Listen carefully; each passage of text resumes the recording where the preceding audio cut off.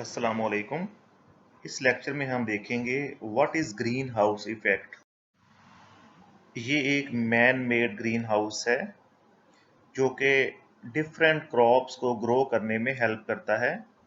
इसमें सूरज की रोशनी हीट आती है और इसके अंदर का टेम्परेचर जो है वो हीट अप रहता है, जिसकी वजह से क्रॉप्स को ग्रो होने में हेल्प आउट मिलती है।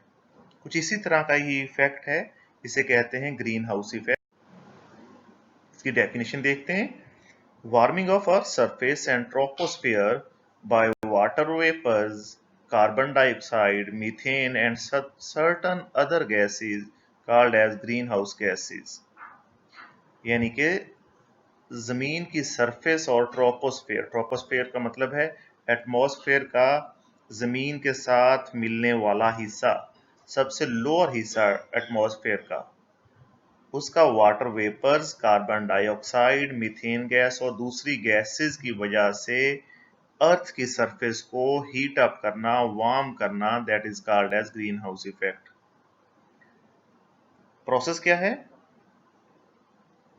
सूरज से विजिबल लाइट आती है और अर्थ की सरफेस उस विजिबल लाइट को, विजिबल रेडिएशन को, हीट को अब्सॉर्ब कर लेती है और उसके बाद अर्थ सरफेस जो है, जमीन की सरफेस है, वो इंफ्रारेड रेडिएशन रिलीज करती है।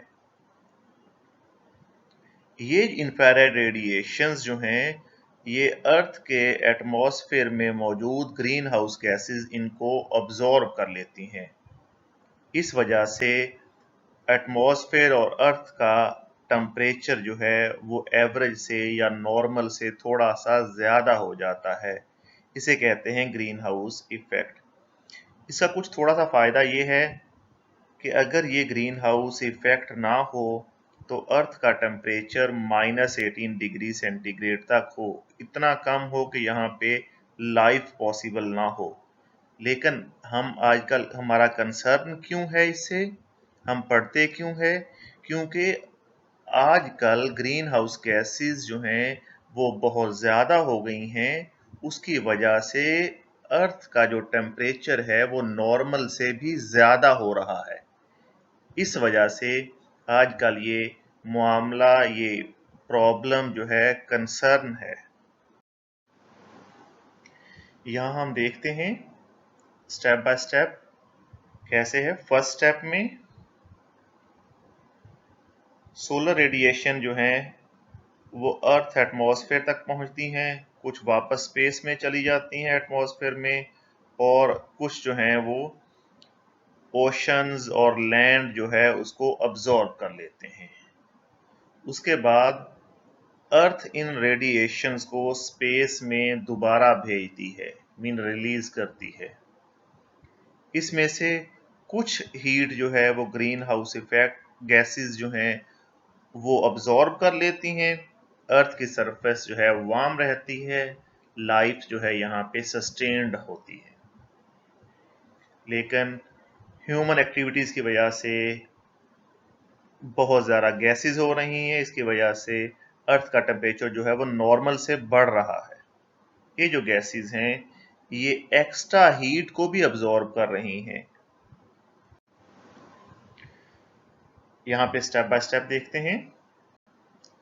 स्टेप 1 में इनकमिंग रेडिएशन है, स्टेप 2 में इनकमिंग रेडिएशन है जो अर्थ सरफेस को वार्म करती हैं और इंफ्रारेड रेडिएशन को एमिट करती हैं।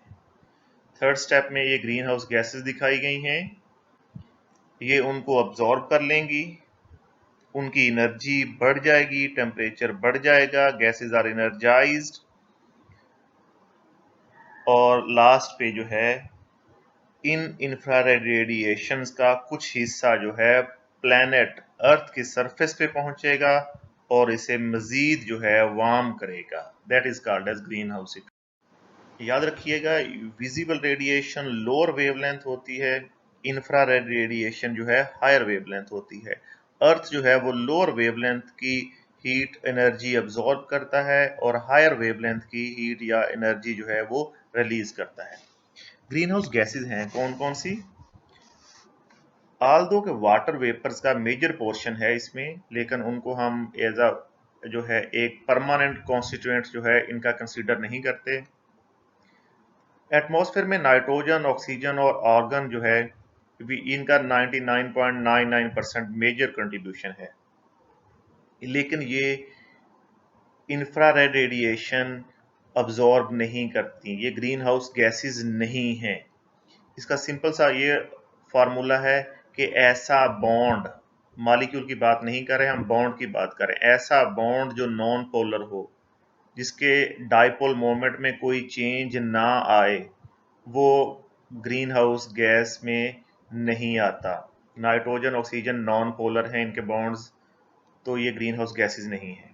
वाटर वेपर्स का मेजर पोर्शन है carbon dioxide, Aldous carbon dioxide जो है वो नॉन पोलर है, लेकिन कार्बन ऑक्सीजन बॉन्ड पोलर है, इसकी वजह से ये ग्रीन हाउस गैस में आएगी। मीथेन जो है, इसके अलावा ओजोन है, N2O है, क्लोरोफ्लोरोकार्बन्स हैं। ये क्लोरोफ्लोरोकार्बन्स जो हैं ये बहुत बड़ा कंसर्न है कि global warming due to one molecule of chlorofluorocarbon is equal to the global warming by tens of thousands of carbon dioxide molecules. ये कुछ गैसेस के कंपोनेंट्स दिखाए गए हैं कि इनका क्या क्या कंट्रीब्यूशन है इनफैक्ट, और ये है कि ग्रीन हाउस गैसेस कहाँ से इवॉल्व होती हैं, इनके सोर्सेज क्या हैं एमिशन के। तो इन गैसेस का कंसंट्रेशन का इंक्रीज हो जाना, increasing concentration of carbon dioxide, methane, N2O, chlorofluorocarbons in air also absorb outgoing thermal energy. This increases average surface temperature of Earth beyond 15 degrees centigrade and is referred as greenhouse effect. ये again दिखाया गया है यहाँ पे कि shorter wave length की radiation absorb होती हैं और लॉन्गर रेडिएशन जो हैं पहले एमिट होंगी और ग्रीन हाउस गैसेस दोबारा उन्हें जो है रिलीज करेंगी अर्थ की सरफेस पे। ये ग्रीन हाउस गैसेस के स्ट्रक्चर्स दिखाए गए हैं, सारे बॉन्ड जो हैं वो पोलर होंगे। इम्प्लीकेशंस क्या हैं, इनके क्या क्या इफेक्ट हो सकते हैं। इंक्रीज सी लेवल होगा, टेम्परेचर ज़्यादा होगा तो सी मेल्टिंग ऑफ आइस ज़्यादा होगी, कोस्टल एरिया साहली इलाके जो है वो डूब सकते हैं। ओशन टेम्परेचर जो है वो चेंज होगा और जो है मैरीन लाइफ जो है, समुद्री हयात जो है, प्लांट्स और एनिमल्स जो हैं समंदर में, वो इफेक्ट होंगे। रेनफॉल जो है वो इंक्रीज हो जाएगी, कुछ में कम होगी। ट्रॉपिकल स्टॉर्म्स, हरिकेन्स ज़्यादा होंगे। कुछ एरियाज में ह्यूमिडिटी हबस ज़्यादा हो जाएगा।